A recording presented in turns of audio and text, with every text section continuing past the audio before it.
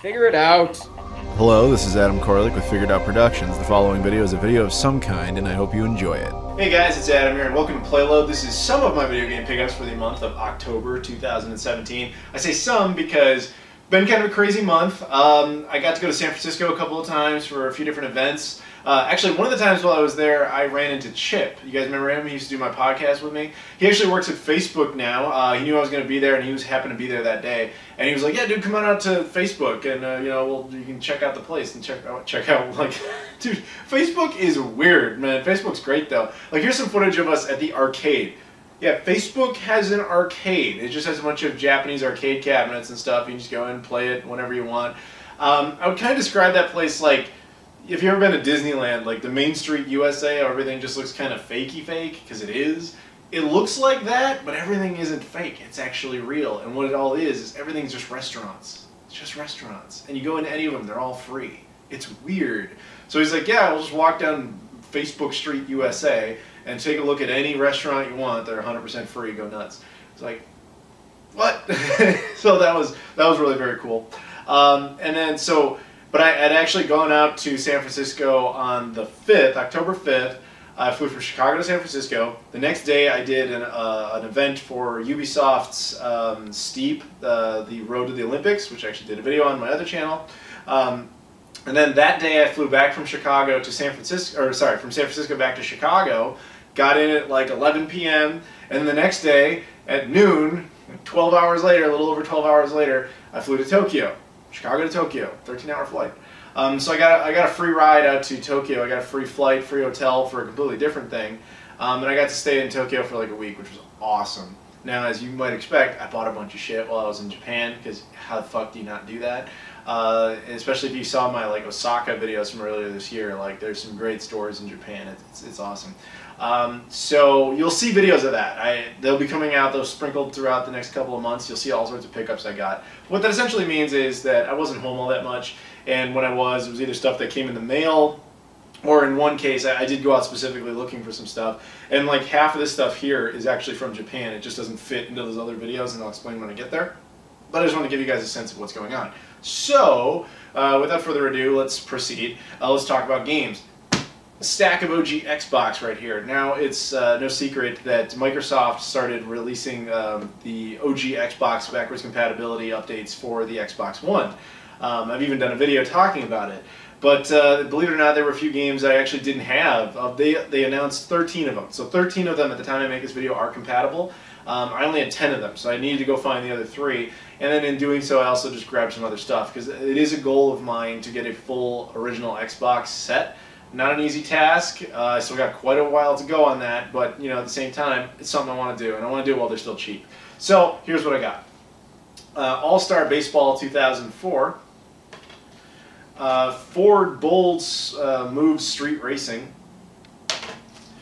Midnight Club 2, which this actually spawned from the Metropolis Street Racer series on the Dreamcast.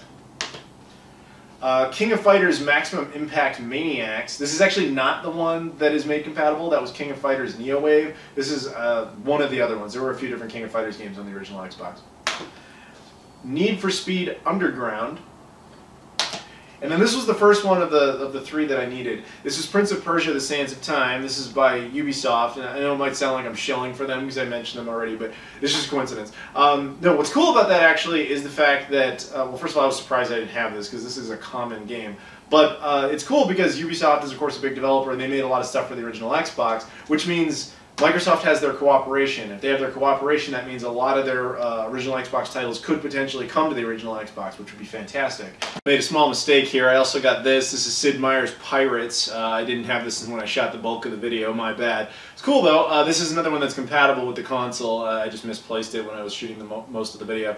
But yeah, also apparently 2K's on board, so that's good because they made games for the original Xbox as well. So definitely good to have support like that. And that, of course, goes for the same here. This is Dead to Rights by Namco.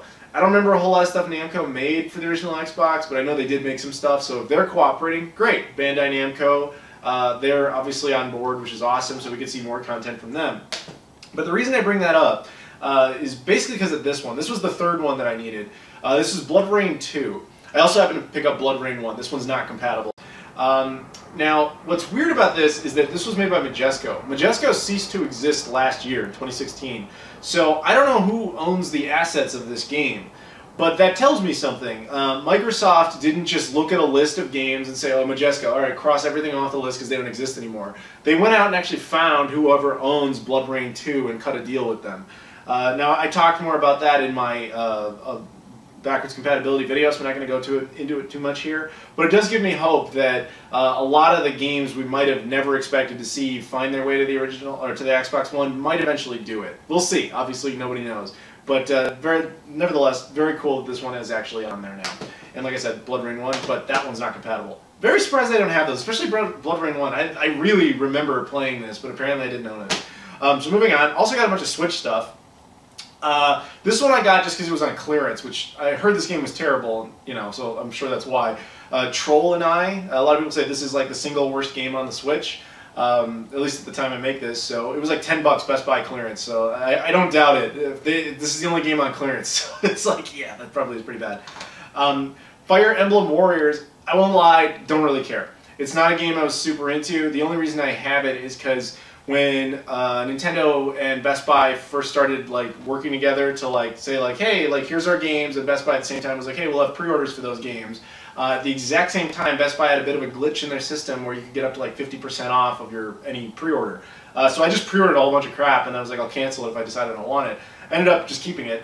So 50% off of that game day one, not bad for, you know, it's technically a Koei Tecmo title, but it's Fire Emblem, so it's going to have some sort of value to it. This one, mark my words, will be worth something down the road. Sinmora X. This was a pretty cool game that got a rather limited run. This is actually very hard to find, but I've seen a little bit of a resurgence with it, so maybe it won't be that hard ultimately. But yeah, I think this was probably one of the Switch titles that people will be like, oh fuck, I wish I'd picked that up at the beginning. So if I were you, I'd get it if you can. This game kicks ass. Cave Story Plus. I played the shit out of this on the flight from Chicago to Tokyo. At least when I was awake. It was kind of nice. I got to sleep a little bit. It was rare for me. But anyway, so a lot of times I would actually play Cave Story Plus. This game is a hell of a lot of fun. I got a lot more to do in it. I haven't even come close to beating it because I was taking my time. But yeah, very cool. Very highly recommended game. Very cool platformer. And then both of these I got for free. Like I said, I got a bunch of buddies who work over at Ubisoft, so I just kind of asked them and they hooked me up. This is Mario Rabbids Kingdom Battle for the Switch, and what's cool about this game is I was actually at E3 when they announced this. I was actually at the Ubisoft conference, and I was like 5 feet from Miyamoto when he came out, so that was fucking surreal. In fact, there's footage of, like, there's a meme from that conference of, like, a guy crying. If you look in the back of that, like, the frame right, you can actually see me behind the guy. I'm actually in that meme that showed up everywhere. But yeah, this game, I got to play it right at that point at E3. It is a lot of fun. It's like XCOM for kids. It starts off kind of a little bit annoying, but it actually gets better, and it is a lot of fun ultimately. So props to Ubisoft for making a cool game there. And I have to stand by them for this one. Rayman Legends as well. Rayman Legends was a cool game, but I never played it that much. It was originally for the Wii U, and then it got ported to like everything under the sun, which Ubisoft got a lot of shit for, because everybody wanted it to just remain a Wii U exclusive, but it didn't. And then ultimately they kind of silently put this on the Switch. Like I said, I got friends who worked there, and even they didn't really mention that this was going to be a thing. But yeah, so this is cool. They made various enhancements and tweaks to it. If you have a Switch and you're looking for platformers, this is a pretty good choice. Sorry about yet another random cutaway, but this came after I shot the bulk of the video. Of course, this is Super Mario Odyssey. It doesn't really need any introduction. I'm sure you guys know it very well. Awesome game. I got to play it early at PAX West, but I've been playing it a lot since I got it. It is a lot of fun. Highly recommended for anybody who really likes Super Mario 64 or has just been waiting on like a really good Mario game. Yeah, it is a really, really fun game. I'm genuinely enjoying it, and I'm glad it showed up in time for me to be able to do the video. I also got that random little coin that Best Buy gave away with it, but they sent it to the wrong address, so I'm kind of figuring that one out. Now, on to some other Switch games. When I was in Japan, I was in Osaka earlier this year. One of my goals was to get every single Switch exclusive, because there just really weren't that many. So I thought, okay, maybe I can try to do that again, because a few more have come out since then. And I got a bunch of them. I don't know if it's every single one, but I got a few. Champion Jockey Special. It's one of those horse racing games. I don't get it. The Japanese have, huge affection for these things. I don't get it. It's just not a genre I understand. But it's not really playable if you don't understand Japanese, and I don't. But these games always end up being really expensive and hard to find down the road. So I just wanted to get it while it was there because it had just come out, so it was easy to get still. And I bought most of these at Toys R Us with one exception. Yes, Toys R Us is actually very popular over there. It is not out of business, contrary to popular belief. You have to read beyond the headline. But the next one I got, and I regret this one, was One Piece Unlimited World. This game actually originally came out on the Wii U, and I bought the British Wii U version, which is actually hard to find. The British specifically. European in general, not hard, but the British one specifically is hard to find.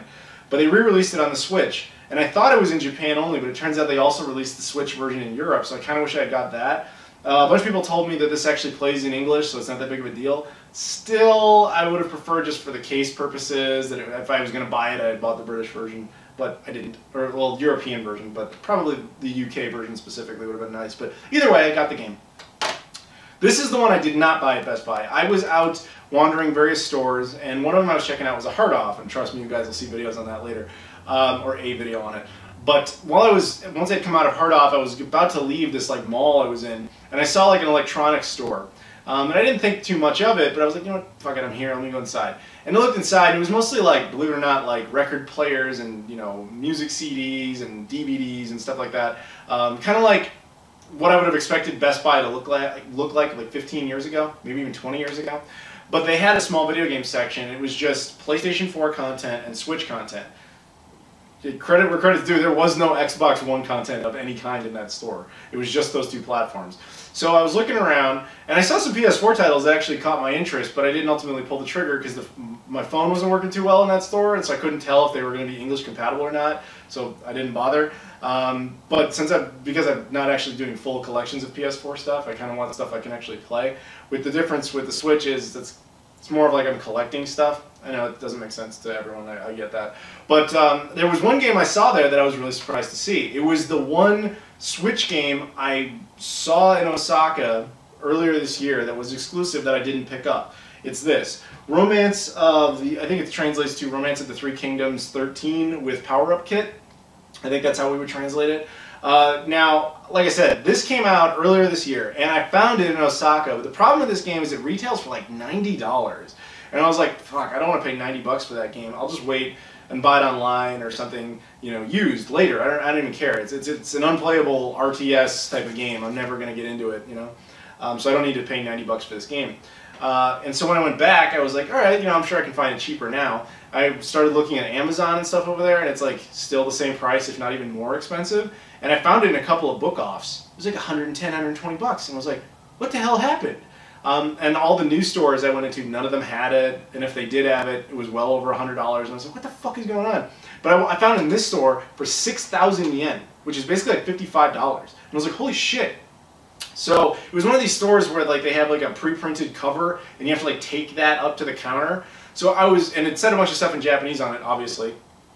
And what I was really expecting them to somehow say to me was like, I would bring it up there and they'd be like, oh, no, this isn't in stock, or like, this is what we would offer you if you tried to sell it to us, or something like that. So that's what I was kind of mentally preparing myself for, but I thought I would just take a chance, like play dumb and just go, well, like, I'm an American, I don't speak Japanese, I don't know any better, you know, like whatever. And that totally worked. I walked up to the register, handed them the thing, and she was like, okay, and then she just goes back and she finds, they had like 10 copies of it. I mean, still $55 is not a great price for this. It's not a great price for a game that I really don't want all that much, and obviously can't play that at all. But considering what every other place was selling it for, yeah, all right, that's probably not bad, and I doubt I was ever going to find it cheaper, so there you go. The next one I got was the Secret of Mana collection. Obviously, I'm sure a lot of you are familiar with these games, but they did a full Switch physical edition out there. Unfortunately, not playable, completely in Japanese, which sucks.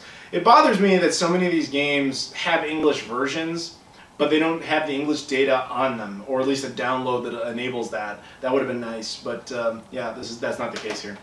And then finally, Winning Post 8 2017, yet another like horse racing bullshit thing, but again, I know these things. These always are hard to find for whatever reason, so I was like, they're here, I'm going to get it, let's just move on. So, I've got those.